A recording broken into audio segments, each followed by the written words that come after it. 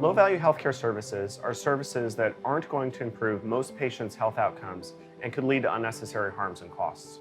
In the National Poll on Healthy Aging, we recently explored the issue of overuse among older Americans. The first thing we asked is whether older Americans feel that more healthcare is usually better. We were surprised to find that only 14% agreed that more medical treatment is usually better. The next thing that we asked about in the poll is whether healthcare providers in general order too many services that patients don't really need. And over half of older Americans agreed with that statement. However, older Americans less commonly agreed that their own healthcare provider orders services that they don't really need. 1 in 4 agreed with that statement. One thing that stood out to us in our findings is that 1 in 6 older Americans felt that their own healthcare provider had ordered a test or treatment that they didn't need in the last year. Yet, about half of those patients ended up getting the service anyways, which suggested to us that patients have a lot of trust in their own healthcare provider if they're often willing to go ahead and get a service, even if they feel like they don't really need it.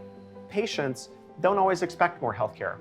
What they do expect is a conversation with their provider about what kind of healthcare is going to help them most to improve their health and is unlikely to lead to unnecessary harms and costs.